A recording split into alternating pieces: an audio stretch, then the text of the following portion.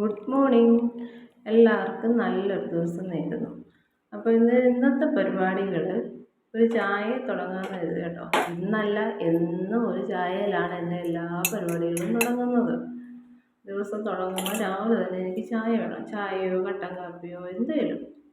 Okay. അപ്പം പ്രത്യേക ഒരു എനർജി. എല്ലാവരും വെള്ളം കുടിച്ചുകൊണ്ടൊക്കെയാണ് ഇപ്പോൾ ഓരോ രാവിലെ എഴുന്നേറ്റ് വന്നിട്ടുണ്ടെങ്കിൽ വെള്ളം കുടിക്കുക. എനിക്ക് ആ പരിപാടിയില്ല, എനിക്ക് ഈ ചായ വേണം. രാവിലെ തന്നെ ഗോതമ്പ് കൂട്ടാണ് കേട്ടോ.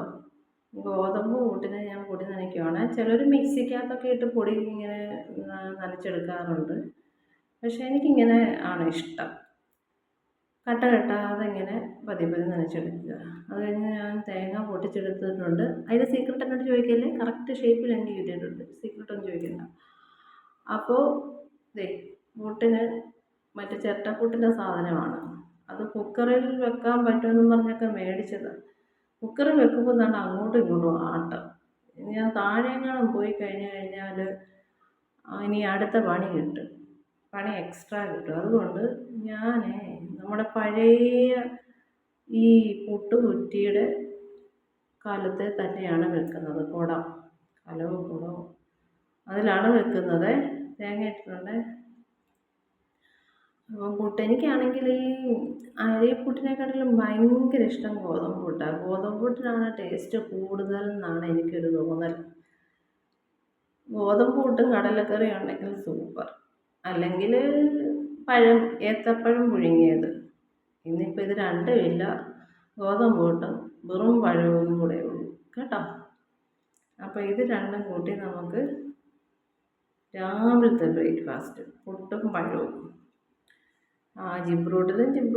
ജിംബ്രൂട്ടിക്ക് ഇഷ്ടമാണ് ഗോതമ്പ് പുട്ട്. പക്ഷേ ചെറുക്കന് എന്തായാലും ജിംബ്രൂട്ടിന് നമ്മൾ കുറുക്ക് തന്നെ ഉണ്ടാക്കേണ്ടി വരും. ഇടയിൽ കുറുക്കൊക്കെ ഉണ്ടാക്കുന്നുണ്ട് കേട്ടോ, അത് ഞാൻ കാണിക്കാത്തതാണേ. പുട്ടിന് വേണ്ടേ ആവി വന്നിട്ടുണ്ട്. പുട്ടിന് ആവി വന്നു. നല്ല മണം കേട്ടോ പുട്ടിന്. ഈ ഗോതമ്പ് പുട്ടിൻ്റെ ആവി വരുമ്പോൾ നല്ല മണമാണ്. ആ പുട്ടിങ്ങനെ ഗോതമ്പ് മുഴുങ്ങുമ്പോഴുള്ളൊരു മണം എന്താ ഭയങ്കര ഇഷ്ടമാണ് കേട്ടോ. നിങ്ങൾക്ക് എങ്ങനെയാണെന്ന് പറയണേ. അപ്പം പുട്ട് റെഡി ആക്കിയിട്ടുണ്ട്. ഇനി അത് ബ്രേക്ക്ഫാസ്റ്റ് കഴിഞ്ഞിട്ട് ഇനി അടുത്ത പരിപാടി ഞാൻ ചിക്കൻ ഫ്രീസറിൽ നിന്ന് എടുത്ത് വെള്ളത്തിലിട്ട് വെച്ചിട്ടുണ്ട്. സവോള ആ നേരം കൊണ്ട് ഞാൻ സവോള അരിഞ്ഞു. ഇഞ്ചി വെളുത്തുള്ളി ഇതെല്ലാം അരിഞ്ഞു. അത് കഴിഞ്ഞ ഉടനെയാണ് ഞാൻ പിന്നെ ചക്ക അരിഞ്ഞത് കേട്ടോ. ജിംബ്രൂട്ടൻ അതുവഴി ഇതുവഴിയൊക്കെ ഓടി നടപ്പുണ്ട്. അതിൻ്റെ ഇടയ്ക്ക് എൻ്റെ അടുത്ത് വരുന്നുണ്ട്.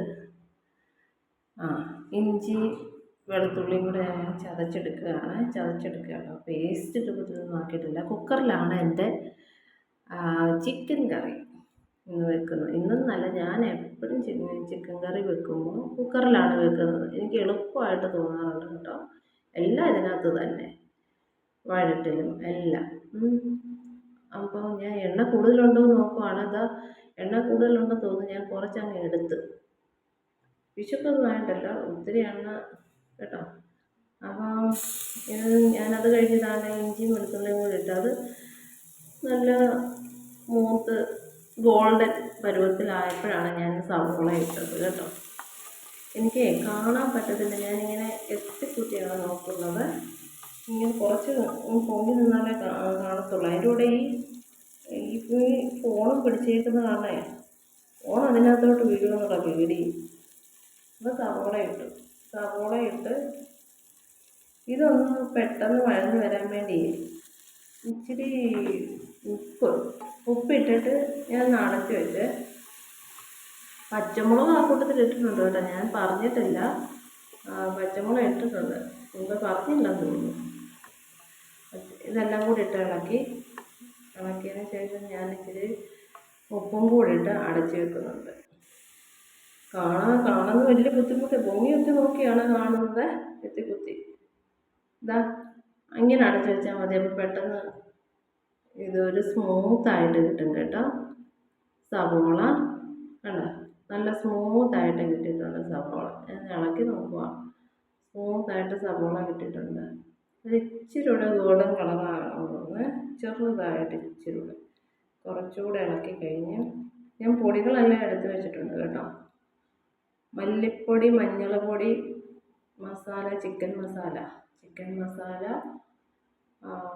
മുളക് പൊടി കാശ്മീരി ചില്ലിയാണേ. ഒത്തിരി എരിവൊന്നും വേണ്ട, പിള്ളേർക്കൂടെ കൂട്ടുന്നതായതുകൊണ്ടേ ഒത്തിരി എരിവിൻ്റെ ആവശ്യമൊന്നുമില്ല. അത്ര ഒത്തിരി എരിവ് നല്ലതുമല്ല ശരീരത്തിന്.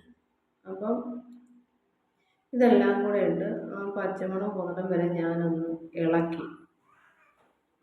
ഇളക്കി ആ പച്ചമണം പോയപ്പോൾ ചിക്കനും ഇട്ടിട്ട് നമ്മളൊന്ന് അടച്ച് വെച്ച് 2-3 വിസിൽ കേട്ടോ. 2-3 വിസിൽ വന്നപ്പോൾ 3 വിസിലായപ്പോഴേക്കും ഞാൻ നിർത്തിയിട്ടില്ലേ. അവിടെ അത് തുറന്നിട്ടില്ല, അടപ്പ് തുറക്കാതെ വെച്ചു. ഇപ്പം നല്ല നല്ല പരുവം വേവ് കേട്ടോ. എനിക്ക് വേകണം, എന്ത് സാധനമായാലും വേകണം, വെന്തങ്ങ് അലിയുന്ന രീതിയിലല്ല, അല്ലാതെ വേകണം. ചക്ക റെഡിയാക്കിയിട്ടുണ്ട്. ചക്ക എല്ലാം റെഡിയാക്കിയിട്ട് ഇനി അടുത്ത് നമുക്ക് ചക്കയുടെ പരിപാടി നോക്കാം. ചക്കയ്ക്ക് അരയ്ക്കാനുള്ളത് എല്ലാം എടുത്ത് വെച്ചിട്ടുണ്ട്. ചുവന്നുള്ളിയും വെളുത്തുള്ളിയും പച്ചമുളകും ജീരകവും ഒക്കെ എടുത്ത് വെച്ചിട്ടുണ്ട്. അതിൻ്റെ ഇടയിൽ ജിംഫ്രൂട്ടിനെ ഞാൻ ഇവിടെ പിടിച്ച് സിറ്റിച്ചിട്ടുണ്ട്. ജിംഫ്രൂട്ടിന് എൻ്റെ പുറകെ നടക്കുമായിരുന്നേ. ഒരു തണ്ണിമത്തനൂടെ കൊടുത്തിട്ടുണ്ട്, ഇച്ചിരി മുറിച്ചെടുത്ത്. അത് കഴിച്ചുകൊണ്ടിരിക്കുക. എൻ്റെ കുരുവൊക്കെ പിറക്കുകയൊക്കെയാണ് കണ്ട. അത് കഴിച്ചുകൊണ്ടിരിക്കും. ഭയങ്കര ഇഷ്ടമാണ് തണ്ണിമത്തന്, ഭയങ്കര ഇഷ്ടമാണ്. നോക്കുവാണ്, സൂക്ഷിച്ച് നോക്കിക്കൊണ്ടിരിക്കുകയാണ്. അപ്പോൾ നമ്മുടെ ചരുവത്തിനകത്ത് വെച്ചിട്ടുണ്ട് ചക്ക വെച്ചു. ചക്കയുടെ ആവി വന്നിട്ടുണ്ട്. കുറച്ച് വെള്ളം ഒഴിച്ചാൽ മതി കേട്ടോ. ആവി വന്നു, മുകളിലോട്ട് ആവി അടിക്കുന്നുണ്ട്.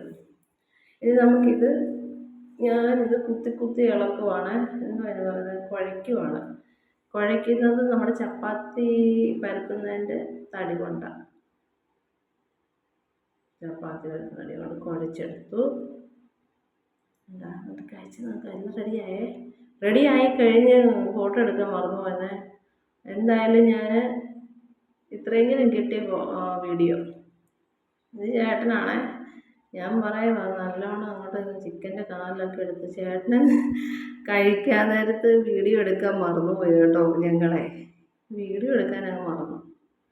അപ്പം എന്തേ ഇങ്ങനെ കുഴച്ചങ്ങോട്ട് കഴിക്കുകയാണ്. നല്ല ടേസ്റ്റാണ് കേട്ടോ. ഞാനങ്ങനെ ഭയങ്കരമായിട്ട് എക്സ്പ്രസ് ചെയ്തൊന്നും കാണിക്കുന്നില്ല, എന്നാലും നല്ല ടേസ്റ്റാണ്. ചിക്കനും ചക്കയും നല്ല ടേസ്റ്റാണ് കേട്ടോ. ഇത് ഞാൻ റെസിപ്പി പഠിപ്പിച്ചതൊന്നുമല്ല, എന്ത് ചെയ്തോ ഞാനിവിടെ ചെയ്യുന്നതെല്ലാം കാണിച്ചെന്നുള്ളൂ. അപ്പം നല്ലൊരു ദിവസം നേരുന്നു കേട്ടോ. ബൈ.